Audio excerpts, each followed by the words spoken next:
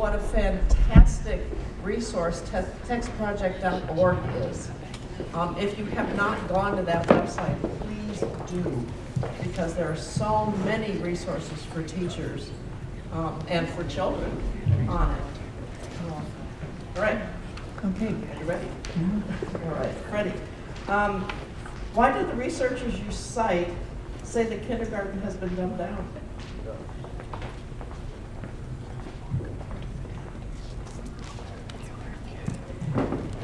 Well, so the first slide that I started with, right? I don't think I'm going to go all the way back there. So the first slide I started with was the Common Core. Okay, so why did the people who wrote the Common Core say that K through 12 have been dumbed down? If you've been in a school in the last 10 years, you knew that that wasn't the case for K. It logically wasn't possible because until No Child Left Behind, there were no books for kids in kindergarten. Why did they say that? I think it was a provocative stance. They used, they had 3 studies. First of all, I mean, it wasn't true all the way through 6th grade. I mean, so the data that they were using, you know, they actually, for 1st grade, they actually based it on the Dick and Jane books, on Jean Charles' 1967 analysis. Why did those people do it? Well, just like Mussolini, they got the reporting on time. I mean, so to their credit, they did it in a year. And I guess there was lots of not fact checking. I think they wanted to tell a story. There were some in industry reasons why the story was cool to say that the texts had been dumbed down. And I think they believed it. I don't think they needed data, I think they believed it. Now, in terms of the Clausen statement, Clausen's was using the 1998 early childhood longitudinal data. And those data were gathered before No Child Left Behind. And basically what she was saying is, you know how I showed that every copyright, they just kept adding on more stuff? She was saying that when the schools used the letter naming and the letter sound matching and the kids already know it, that's a waste of their time. And I would completely agree with that. But to come out in 2013 with the statement that kindergarten is too easy, or to let that interpretation be made of your research. They're actually saying it needs to be more advanced. So that to me is again one of these issues of what are the consequences of the research that we do? I think as researchers we have to think of that. So, you know, if this comes out and it could be misinterpreted, how can I stop those misinterpretations? So the Clausen's one, I mean, we can actually validate that with the 2010, whether in fact, you know, the kids have gotten smarter as a result of more stuff in preschool. I hope that all of you don't think that, you know, I'm looking for a really rich kindergarten experience. I think we had the model in 1990. I think we had it. I think it was great. I think, you know, I mean, one of the things we've been talking about at some of the tables is also the consequences for teachers of having to teach some of this. And that's hard, to teach these little kids, you know, to kind of recite this stuff that doesn't make a lot of sense. This is just a question for me. When, you know, when you're talking about teachers and you're thinking about teachers, do you find that there is some misinterpretation of what's being asked in some ways from the original policy or the original suggestion to how it filters down to teachers in the schools? I think kindergarten teachers have been one of the last bastions of child-centeredness. And what I see in the state of California, at least, I mean, one of the good things about coming from California and about the whole state, one of the reasons we have California is because they can do a lot of the stuff and we can watch them do it. You can watch them do it and then decide not to do that. So they're always a case study and maybe we shouldn't do it that way. But what I see is a lot of retirements of kindergarten teachers, long time, very good kindergarten teachers. Maybe it was time, but I'm not seeing the misinterpretations with the teachers. I'm seeing the misinterpretations with the, the administrators. I'm seeing the misinterpretations with the people who are concerned about test scores. I'm not seeing it with the teachers. I think the teachers have held out as long as they can. I mean, I've sat with kindergarten teachers who describe what it's like not to be able to,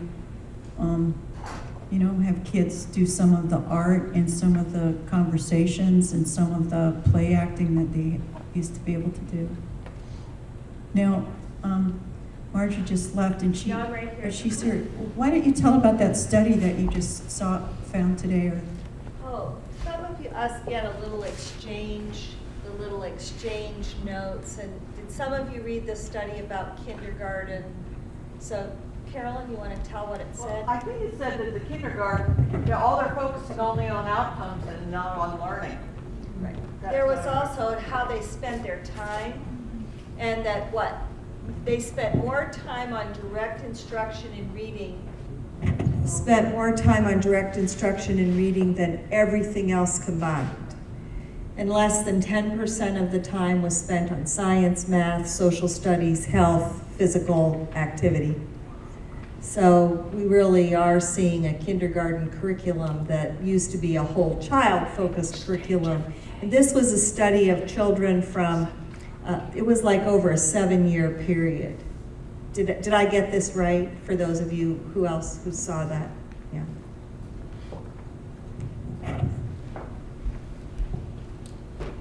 Okay. What do you think of the Montessori approach to teaching reading? I believe that it involves writing to read. So the Montessori approach,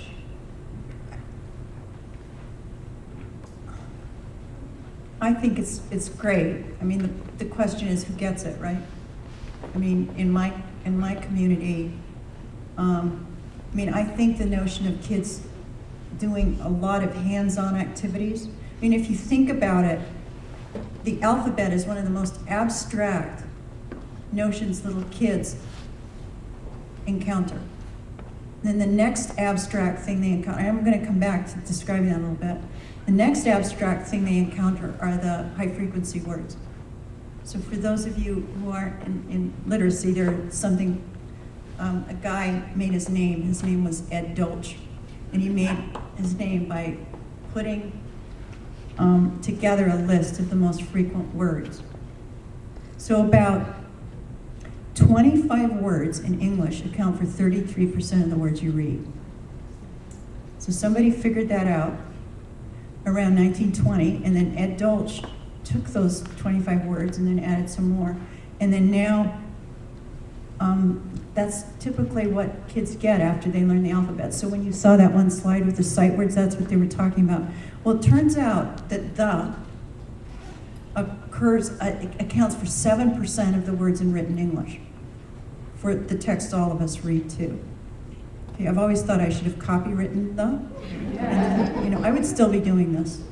But think about the word the. First of all, it has an irregular sound for the TH,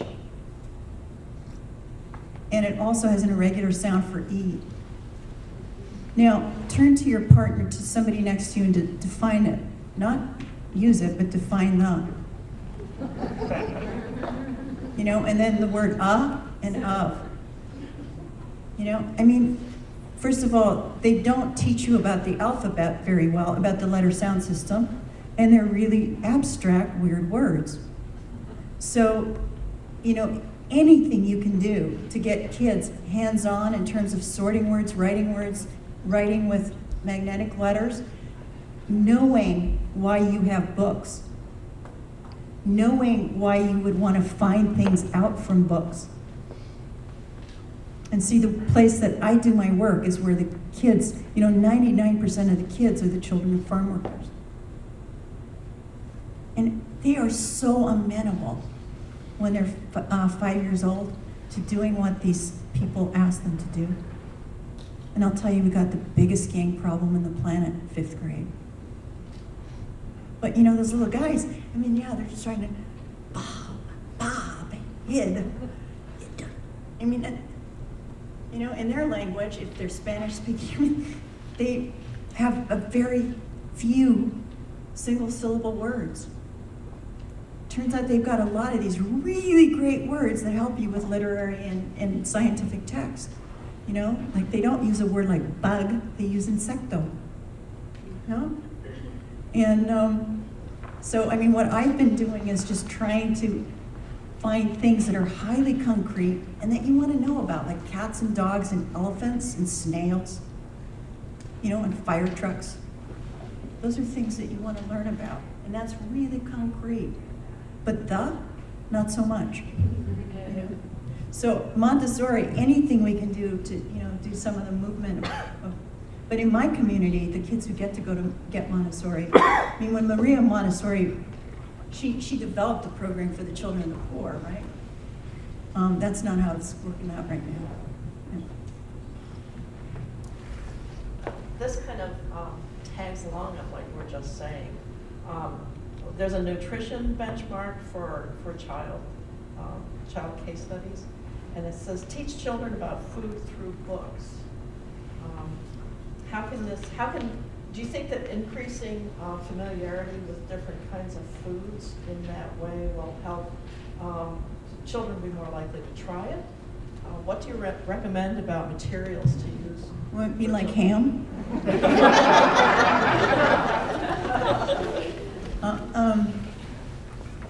I mean, I could give you almost any topic with some content and find you some interesting books, and we could get kids interested in it. So I think highly of the value of good books to be an educational source, if I'm understanding the question right. Is this kind of stuff that we're giving them now, that kind of diet? What would one of those books look like? Cake is not good. No, cake is bad. I mean, I'm trying to write a book right now in my mind of what you would tell them not to do, right? Chips aren't, no, Bob ate chips. Bob is dead? I don't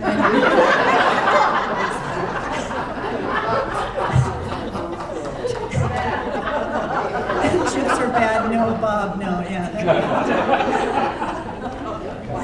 I think we could come up with a series, like each table make another one of these. And we have, hey, I mean, we could probably have a bestseller, and we could probably go out to a local school district and sell it as, you know, not Common Core Nebraska, but Common Core compliant, like Common Core.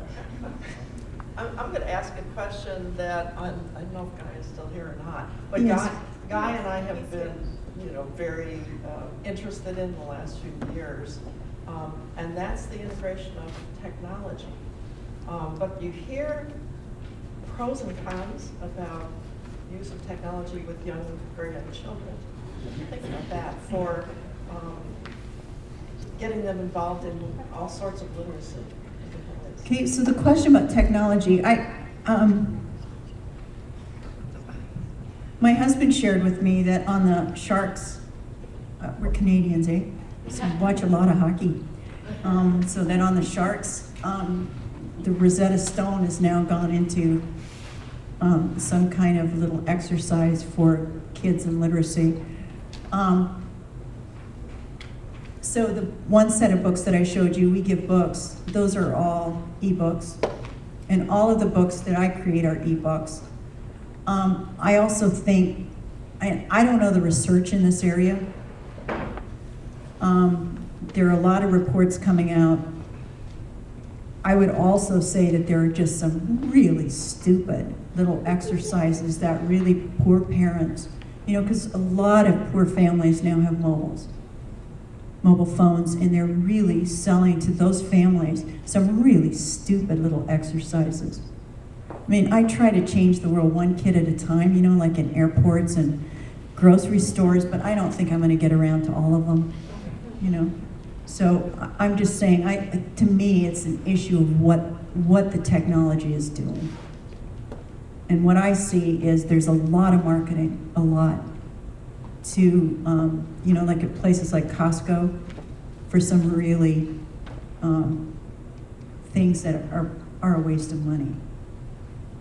But can some things be good? I mean, obviously, we think that they are. You can have a lot of these books on, you know, on ebooks and so on. But that's not my area. I don't know. You guys know more about that than I do. Are there some more questions? Did this, all the tables ask me questions? Did you all have, this is it? We didn't get a card from every table. No, if that's what your question was. Anybody want to raise their hand and ask me something? Sam? So can you help us distinguish, and you know where I am in this, but can you help us distinguish between essentially dumbed down kindergarten curriculum and challenging, intellectually challenging, rigorous curriculum that doesn't fall over into curriculum that is really inappropriate, as you've been critical in terms of what you've been criticizing? Well, I don't know how explicit I was through this process.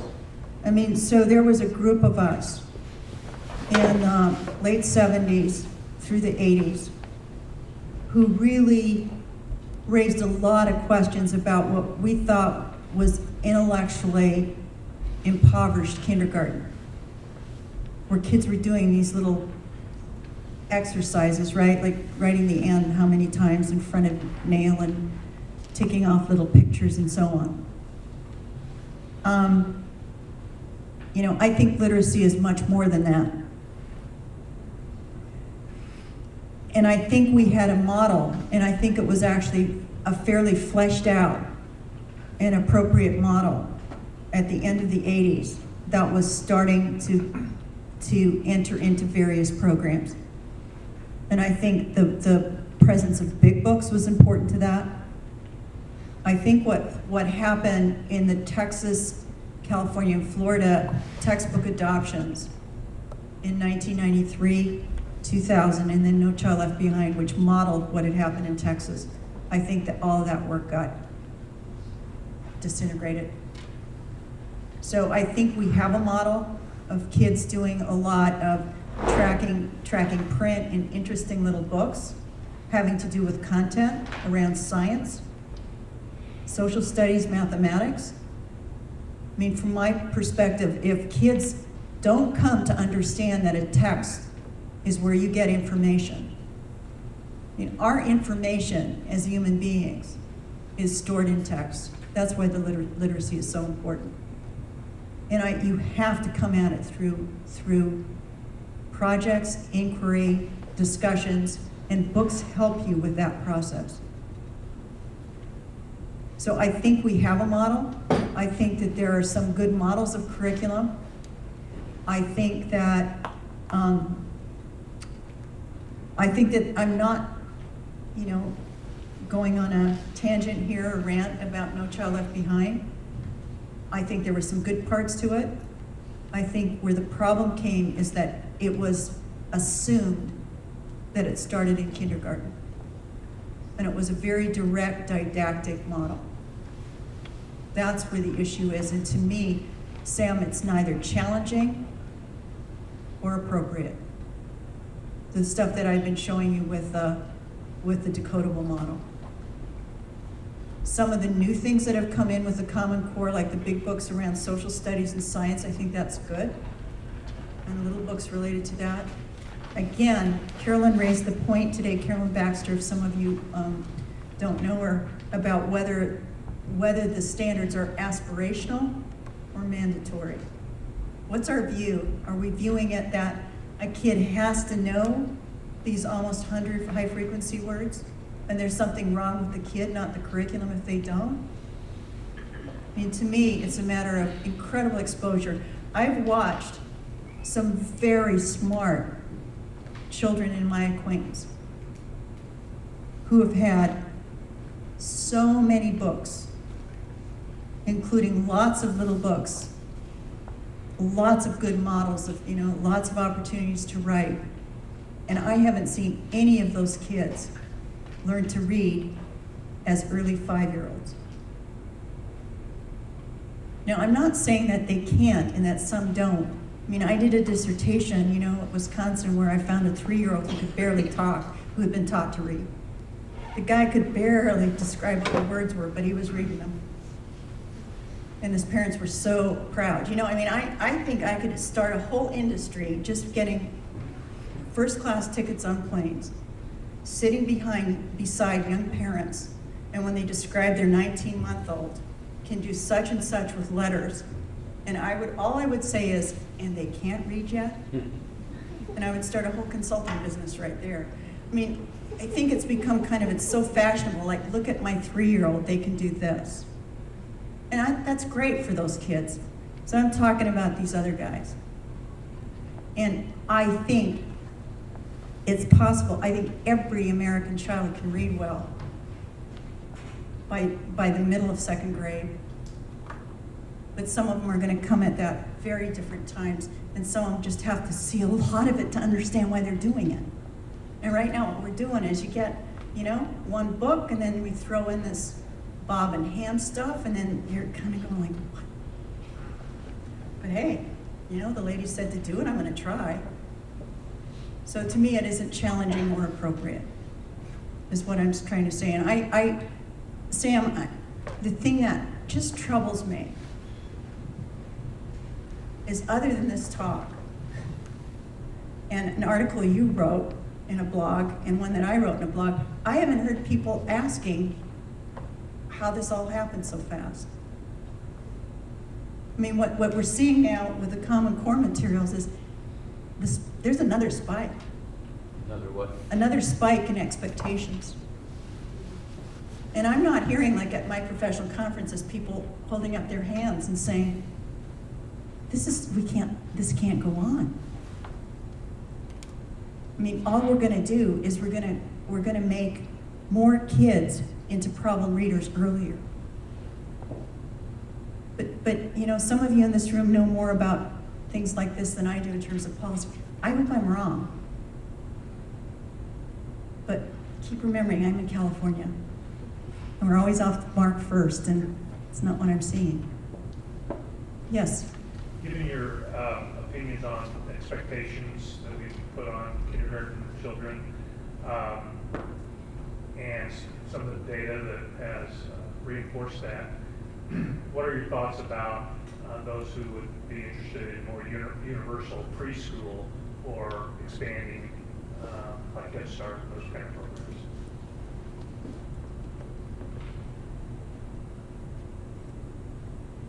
So I'm all for giving every single child the experiences I saw today in keep telling me the name of that little school here on campus. Ruth Staples. I mean, I get chills. Wonderful. I want kids to have that. I guess my big question is that what's going to happen? What I worry about is that when we get test results back in states like Florida and New York and California from the Common Core test, and the test results are going to be with 3rd, 4th, and 5th graders, not with kindergarten, 1st graders. Problems never were with kindergarten, 1st grade. We actually did a fairly good job with No Child Left Behind in making some, modest gain. But I'm just afraid that it's just going to keep going down. I mean, I want good stuff for all the kids. Somebody was just describing to me a program for 2-year-olds. That was just absolutely delightful. But what I don't want is somebody starting to think like, well, it worked for my kid. You know, it worked for me, you know, and look at me. You have to understand, you know, that if you walk into some place, you know, I'm never going to be an Olympic skier. I've been on skis once. You know, I can go off the list of things I will never do. But I can tell you some things that I do. And I have, you know, I've put in my 10,000 hours in different areas. And some of these little guys haven't even put in an hour with literacy, and we're shoving this stuff down their throat. And I worry an incredible amount about, you know, the first question was why the K-12 dumbing down? Why the dumbing down altogether? Well, a great message, you know? Who wouldn't stand for more challenge? Americans, we need more challenge. I just worry, you know? Test results don't look good. You just push it down the little guys more. And I think we're going to pay for it. I think that's what we're seeing in the middle school. They're not enrolled, they're not engaged. But if we could, if Sam and Carolyn can be in charge of all the preschool, and you know, I'm for it. And maybe you can do a model like that in the state. And that's actually why I spent, you know, a couple weeks thinking about this, because I think you can here. And you can show what could happen with kids when they have those opportunities. Because it actually turns out that, you know, that gain that Clausen's talks about in the article, the half standard deviation, by the end of first grade, you didn't make any difference.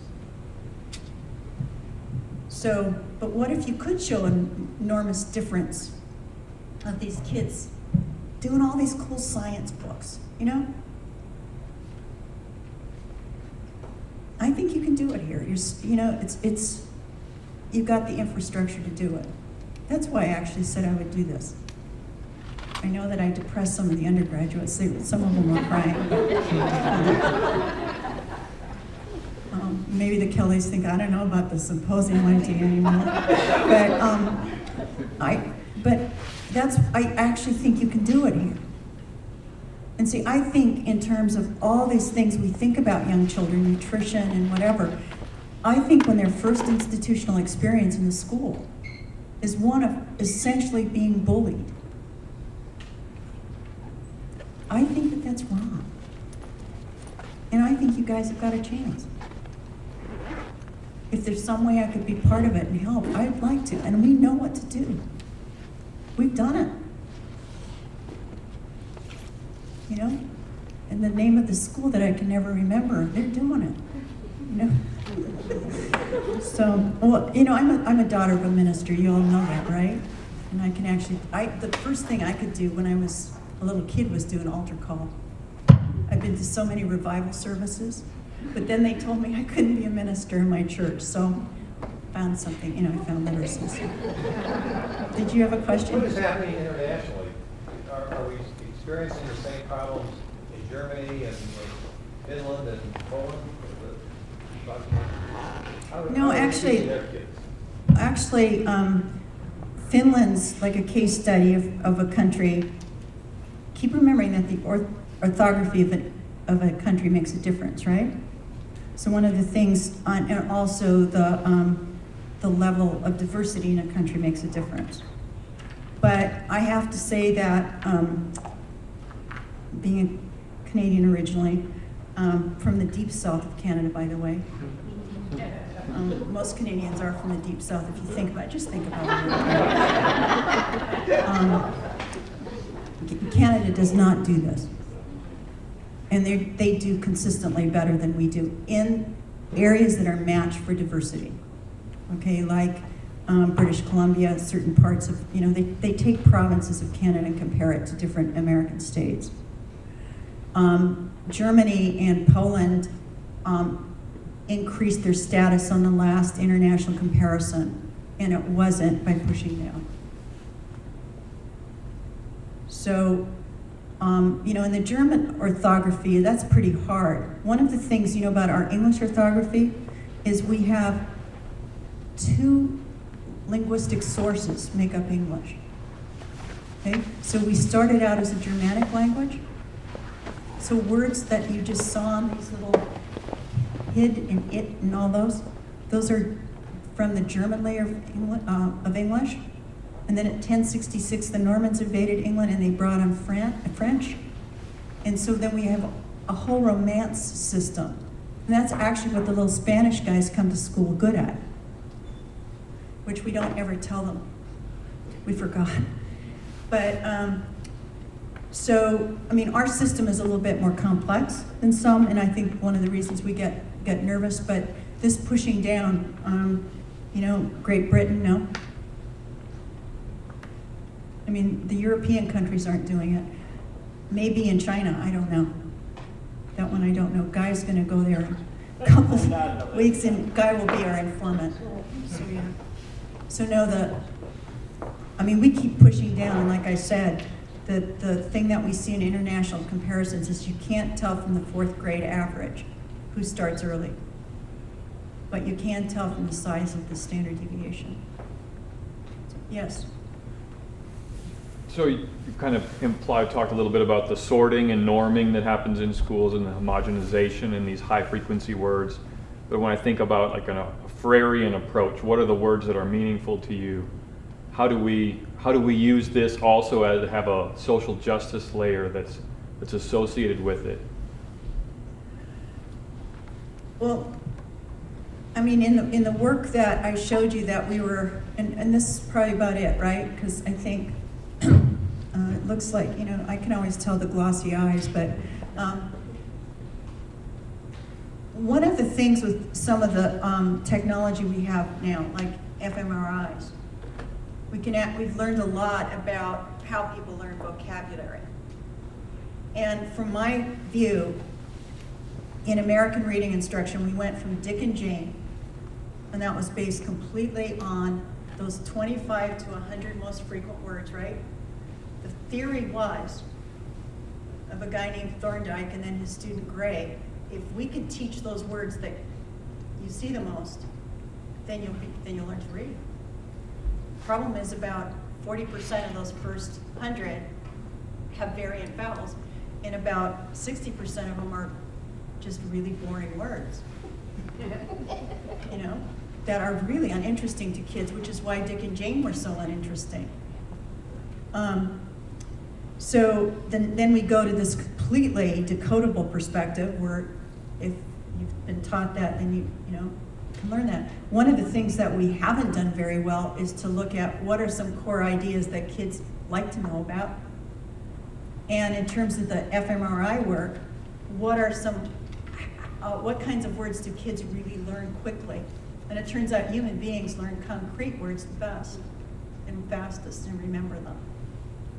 So for example, if I teach you TAT, like with crocheting or whatever, and that, and bat, and sat, and cat, the kid will remember cat first. That's the word they'll know. We've never really done a good job of that. And in those little books that I was showing you up there that I've made available for free, that's what we do. We pick the most highly concrete, interesting words for kids that also have some regularity. So, okay, so I don't want to leave you in tears. I think there's an incredible opportunity here in the state of Nebraska, and I hope that we'll get to see some of that come to fruition. Thank you. Thank you.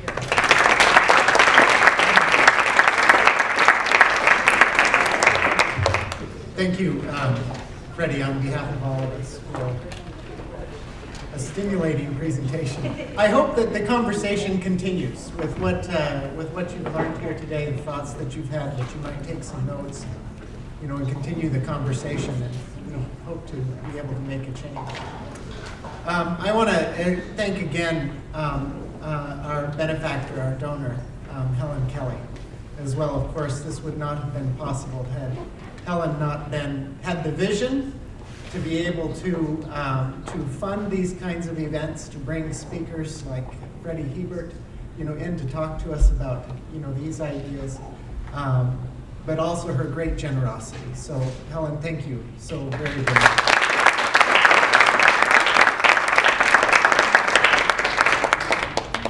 On behalf of the Department of Child, Youth, and Family Studies and the College of Education and Human Sciences, we do want to give you something that you can take with you.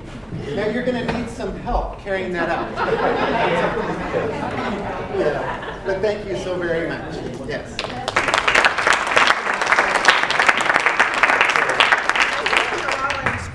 Because learning is just so fascinating, and having had a mother who was a teacher who told me if you don't make it fun, they don't learn. And then I taught seniors when I was 21 in English literature courses, so I had my real test. But I really appreciate the interest that you all have, and hope this really helps inspire all the things you can do with kids. Thank you.